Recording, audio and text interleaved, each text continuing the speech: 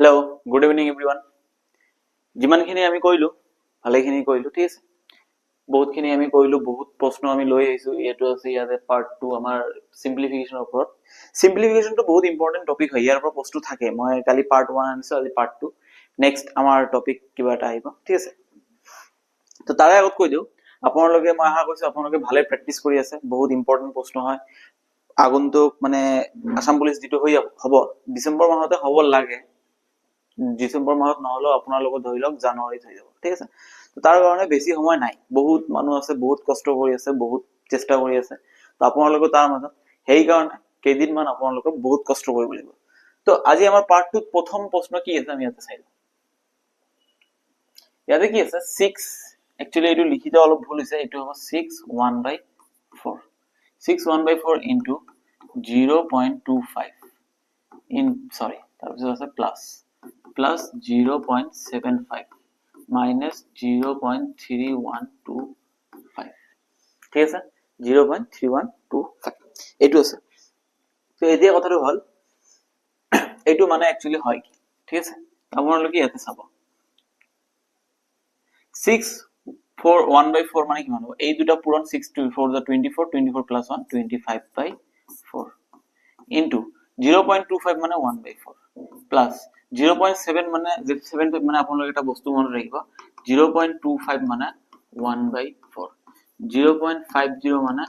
2/4 তাৰ মানে এটো 1/2 লিখিব পাৰো আৰু 0.75 মানে 3/4 তেনে 0.3 কি হ'ব 3/4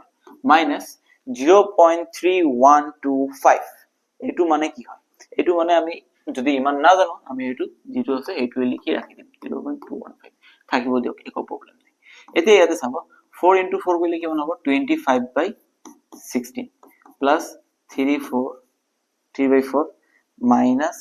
0.3125 এটো হ'ব ঠিক আছে এতিয়া ইয়াৰ পৰা যদি আমি এই দুটাৰ এলসিএম লও এই দুটাৰ এলসিএম ললে কি হৈ যাব এই দুটা এলসিএম ললে 16 আৰু 4 ৰ এলসিএম হ'ব 16 ওপৰত হ'ব 25 plus 4 ৰে 16 ক হৰণ কৰিলে কিমান হ'ব 4 4 ৰে 3 ক পূৰণ কৰিলে হ'ব 12 minus 0.3125 ঠিক আছে ইয়াতে এটা বস্তু চাব আপোনালোকে 25 আৰু 12 প্লাস কৰিলে কিমান হ'ব 37/16 minus 0.3125 এতিয়া কথাটো হল 16 দি যদি আমি 37 ক হৰণ কৰো কি হ'ব একচুয়ালি ইয়াতে আপোনালোকে চাই দিব 37 ক আমি কিহেৰে হৰণ কৰিম 16 ৰে 16 2 গুণ 32 কিমান থাকিব 5 ইয়াতে হৈ যাব পয়েন্ট দিলে এটা আহিব 50 50 হৈ গলে 16 3 গুণ ঠিক আছে ইয়াতে মই এখিনি ৰাফ কৰি দিছো ঠিক আছে ইয়াতে কি হ'ব 16 3 গুণ 48 48 কৰিলে ইয়াতে আহি যাব 2 ঠিক আছে তাৰ পিছত ইয়াতে আকৌ 031 16 1 গুণ 16 ইয়াতে 16 আহি যাব কিমান আহি যাব 4 4 আকৌ পয়েন্ট এটা 0 আহি যাব 16 2 গুণ কিমান হৈ যাব 32 32 হলে ইয়াতে কিমান হয় 8 আকৌ পয়েন্টৰ কাৰণে আকৌ এটা 0 আকৌ এটা 0 16 5 গুণ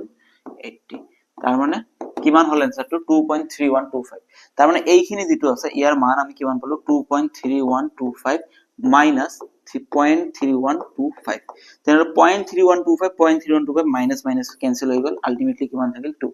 option number A is the correct answer তো এনেকা প্ৰশ্ন আপোনালোকে কৰিব এনেকা প্ৰশ্ন পৰীক্ষাত দেখা যায় অলপ মানে বেমেজালি আছিল কিন্তু একো নাই সলভ কৰিলে আহি যাব এইটোৰ মান আপোনালোকে জানিব লাগিব এইটোৰ মান কিমান আপোনালোকে জানিব লাগিব নহলে বহুত বেছি অসুবিধাৰ সন্মুখীন হ'ব লগিয়া হ'ব আপোনালোকক ঠিক আছে তাৰ পিছত আমি নেক্সট প্ৰশ্নটো চাব আমাৰ ইয়াতে কি আছে which of the following কি কৈছে তলৰ কোনটো হ'ব 3/2 কি কৈছে ইয়াতে 3/2 divided by 3/2 into 2 plus 3/2 ইয়াৰ মান কিমান হ'ব ঠিক আছে আপোনালোকে যোৱাকালি মই এটা কৈছিলো যদি হৰণক যদি আমি পূৰণত পৰিৱৰ্তন কৰি দিও তেনে হলে এই মানটো কি যায় ওলটি যায় তাৰ মানে ইয়াতে ওলটি পুৰো হৰণটো আমি পূৰণত পৰিৱৰ্তন কৰাৰ লগে লগে 2 ওপৰত যাব 3 তলত যাব এইটো ওলটি যাব ইয়াতে 2 এটা আছে 2 plus 3/2 3/2 একো প্ৰবলেম নাই 3 আৰু 3 ক্যান্সেল 2 আৰু 2 ক্যান্সেল ইয়াতে এই গোটেইখিনিৰ মান কিমান হৈ গল 1 into 2 2 plus 3/2 2 plus 3/2 কইলে কিমান হ'ব আমাৰ ইয়াতে হ'ব 4 plus 3/2 that is 7/2 option number C is the correct answer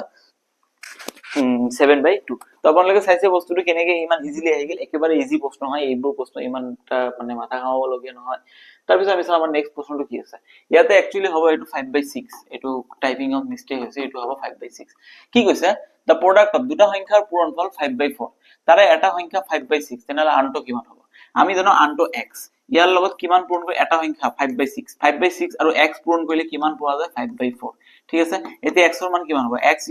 5/4 আছে 5/4 6 এফালে হৰণ হৈ আছে এফালে গলে কি হ'ব পূৰণ আৰু 5 এফালে পূৰণ হৈ আছে এফালে আহিলে কি হ'ব হৰণ 5 আৰু 5 ক্যান্সেল ইয়াক 3 ৰে কাটিলে হ'ব সৰি 2 ৰে কাটিলে হ'ব 3 ইয়াক 2 ৰে কাটিলে হ'ব 2 তাৰ মানে x ৰ মান কিমান আহিলে 3/2 option number 3/2 C is the correct answer option number 3/2 কিমান ইজি হয় আপোনালোকে গম পাইছে বস্তুটো কেনেকে কৰিব লগা হৈছে জাস্ট দুটা সংখ্যাৰ পূৰণফল আমি এটা সংখ্যা দিয়া আছে 5/6 আনটো সংখ্যা x এতিয়া পূৰণ কৰিলে আহি যাব কিমান 3/2 ঠিক আছে এইটো প্ৰশ্ন আমি যোৱাকালি কৰিছিলো যোৱাকালি যেটো আমাৰ ভিডিও আছিল তাতে আপোনালোকে চাব এইটো প্ৰশ্ন কৰি দিয়া আছে সেম প্ৰশ্ন হয় আৰু এইটো आंसर হ'ব অপশন নম্বৰ বি আপোনালোকে যোৱাকালিৰ পাৰ্ট 1 ভিডিওটো চাব তাতে এই প্ৰশ্নটো কৰি দিয়া আছে ঠিক আছে ডাবল আহি গৈছে তাৰ পিছত ইয়াতে চাব আপোনালোকে এইটো কি আছে ইয়াতে চাব 2 1/4 plus 1 1/3 minus 4 1/2 ইয়াতে কিমান হৈ যাব 2 4 গুণ 8 plus 1 কৰিলে কিমান হ'ব 9/4 plus 3 1 গুণ 3 আৰু 1 plus কৰিলে 4/3 minus 4 গুণ 8 আৰু 1 plus কৰিলে 9/2 ঠিক আছে এতিয়া এটো কি কৰিব লাগিব এটো আমাৰ LCM লৈ কৰিব লাগিব যদি কাৰোবাৰ LCM লৈ প্ৰবলেম হয় তেনেহলে এটা বস্তু মনত ৰাখিব ডাইৰেক্ট কৈ দিব কেনেকে কৈ দিব 4 আৰু 3 পূৰণ কৰিলে কিমান হয় 12 12 আৰু 2 পূৰণ কৰিলে কিমান হ'ব 12 আৰু 2 পূৰণ কৰিলে হ'ব 24 তলত 24 এতিয়া ইয়াৰ মান বহাব লাগে ইয়াৰ মান বহাব হলে ইয়াৰ ওপৰটো আৰু বাকি দুটাৰ তলৰটো পূৰণ কৰিব ঠিক আছে কি পূৰণ কৰিব 9 পূৰণ 3 কিমান হ'ব 9 3 গুণ 27 27 into 2 কিমান হ'ব 54 প্লাস এই দুটা ইয়াৰ লগত এইটো আৰু এইটো পূৰণ কৰিলো ইয়াৰ কাম ফিনিশ এতিয়া ইয়াৰ কাম যেতিয়া কৰিম তেনে ইয়াৰ ওপৰটো আৰু বাকি দুটা তলৰটো 4 লগত 4 পূৰণ কৰিলে কিমান হ'ব 4 4 গুণ 16 16 পূৰণ 2 কিমান হ'ব 32 ইয়াতে মাইনাস আছে মাইনাস এইটোৰ কাম শেষ হৈ গল এতিয়া এইটোৰ কাম ইয়াৰ ওপৰটো বাকি দুটা তলৰটো 9 3 গুণ কিমান হ'ব 27 27 27 ৰ লগত 4 পূৰণ কৰিলে কিমান হ'ব 108 ঠিক আছে এতিয়া এতে 54 আৰু 38 প্লাস কৰিলে 32 প্লাস কৰিলে কিমান হ'ব 686 minus 108 divided by 24 86 ৰ পৰা 108 মাইনাস কৰিলে কিমান থাকিব আমাৰ ইয়াতে 86 ৰ পৰা 108 মাইনাস কৰিলে থাকিব -22 divided by 24 2 এৰ ইয়াক কাটলে 11 2 এৰ ইয়াক কাটলে 12 তেনেহলে আমাৰ आंसर কিমান থাকিব -11/12 option number -11/12 option number C is the correct answer একেবাৰে ইজি হয় এনেকা প্ৰশ্ন আহিব মই ইমান কঠিন প্ৰশ্ন ইমান টান প্ৰশ্ন লৈ আহা নাই মই গম পাও কিমান ইজি আহিব কেনেকা ধৰণৰ প্ৰশ্ন আহিব আপোনালোকে জাস্ট প্ৰেক্টিস কৰি থাকক ইয়াতকে বেছি টান নাই তাৰ পিছত আমি যেটো আমাৰ নেক্সট সিৰিজটো চলাম চলাই থাকিম তাৰ পিছত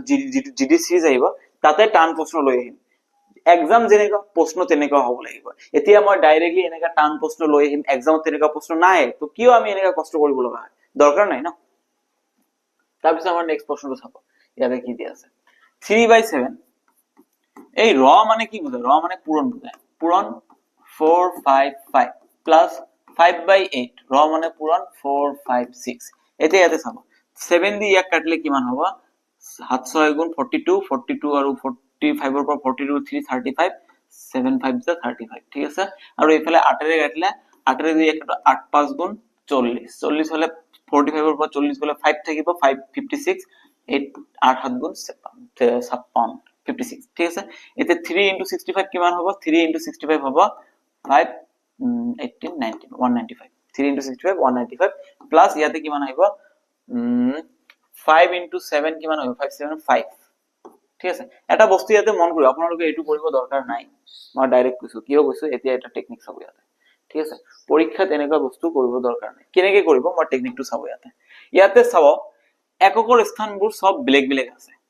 ইয়াতে 8 আছে 4 আছে 6 আছে 0 আছে তো আমি কি এটো টাইম নষ্ট কৰিম নেকি পৰীক্ষাত নকৰিম ঠিক আছে আমি টাইম নষ্ট কিয় কৰিব পূৰণ কৰিবলৈ আমাক টাইম লাগি আছে আমি জাস্ট এটো চাম এককৰ স্থান 3 আৰু 5 পূৰণ কৰিলে কিমান হ'ব 5 15 তাৰ মানে এইটো পূৰণ কৰি আমি যিমান পাম তাৰ এককৰ স্থানত 5 থাকিব ওকে প্লাস দিলো তাৰ পিছত ইয়াতে 5 আৰু 7 পূৰণ কৰিলে কিমান হ'ব 5 7 35 হ'ব 35 হলে এককৰ স্থানত 5 থাকিব আগফালে কি আহে আহিব একো দৰকাৰ নাই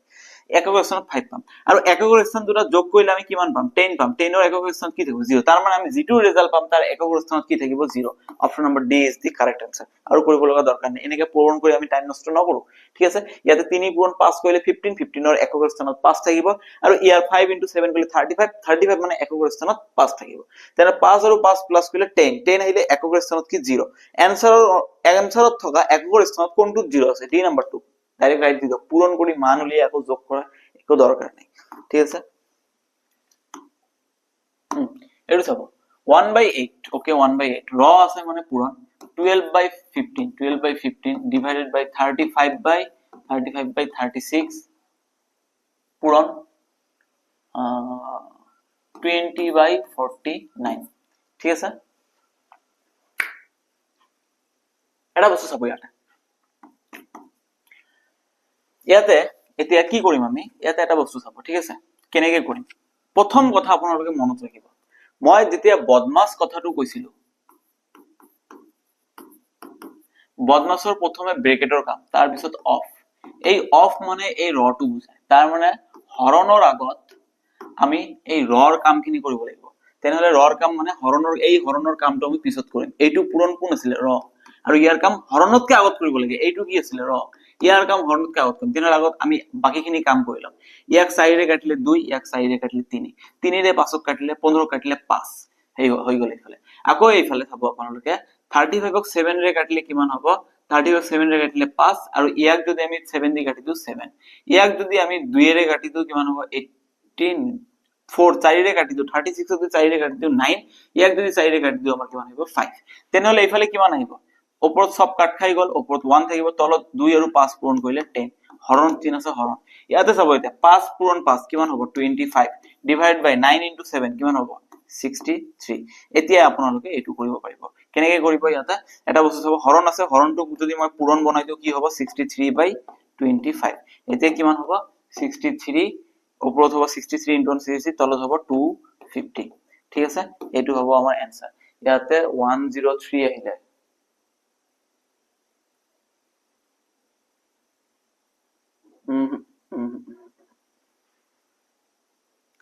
ইয়াতে এটা কাম কৰিছে হৰণৰ কামটো আগত কৰিছে কিন্তু ৰৰ কামটো আগত কৰিব লাগিব অপচন কেটা ভুল আছে অপচন 63/250 সঁচা হ'ব ৰাইট হ'ব ঠিক আছে হৰণৰ আগত আমি সদায় ৰৰ কামটো কৰিব লাগে কাৰণ বদমাসে আমাক কি কয় অফ আৰু এইটো অফ কোনটো বুজাইছে এইটো অফ আমাক এইটো বুজাইছে ৰ বা ইংলিশত লিখা থাকে অফ আপোনালোকে চাব এইটো কথা বুজাইছে তেনেহলে আমি ৰৰ কাম কৰিম তাৰ পিছত আমি হৰণৰ কাম কৰিম ইয়াতে হৰণ আছে ৰ এই পূৰণটো কিন্তু একচুয়ালি ৰ হৈ আছে তাহলে ইয়াৰ কামটো আমাৰ আগত কৰিব লাগিব তো এইটো আমাৰ 63/250 आंसर হ'ব ঠিক আছে তো আজিৰ কাৰণে এইখিনিয়ে বাকি আপোনালোকে চাব আৰু আছিল নেকি না আছিল ঠিক আছে তো বাকিখিনি আপোনালোকে চাব প্ৰেক্টিস ভালদৰে কৰি থাকিব ঠিক আছে প্ৰেক্টিস যেতিয়া আপোনালোকে এটা বস্তু চাব ইয়াৰ নাম কি আছিল পাবজি তো সবাই খেলে মৰ্টালে এটা কথা কৈছিল কি কৈছিল practice makes me perfect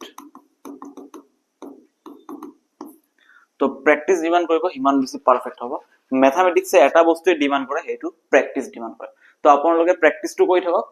mathematics easy লাগি যাব আৰু মই গম পাও পৰীক্ষাত ম্যাক্সিমাম ষ্টুডেন্টে ম্যাথমেটিক্সতে প্ৰবলেম পায় আপোনালোকে এটা বস্তু নিশ্চিন্তে থাকক 16 ৰ পৰা 20 টা ম্যাথ থাকিবই থাকিব চকু বন্ধ কৰি পৰীক্ষাত বহিব 16 ৰ পৰা 20 টা ম্যাথ আপোনালোকে পাব তো সেই কাৰণে ভালদৰে প্ৰিপাৰেচন কৰি যাব ঠিক আছে আৰু এনেকা নহয় যে প্ৰিপাৰেচন কৰিছো পৰীক্ষাত গৈ মনত নাথাকে প্ৰ্যাকটিস যদি কৰি থাকে পৰীক্ষাত মনত থাকিব ঠিক আছে তো আশা কৰিছো আপোনালোকৰ প্ৰিপাৰেচন ভাল চলি আছে ভিডিওটো ভাল লাগিলে সাবস্ক্ৰাইব কৰি চেনেলটো সাবস্ক্ৰাইব কৰি দিও লাইক কৰি দিও আৰু লগতে আপোনাৰ যেটো ফ্ৰেন্ড আছে ফ্ৰেন্ড সাৰ্কেল আছে ইহঁতৰ লগত আপোনালোকে শেয়াৰ কৰি দিও থ্যাংক ইউ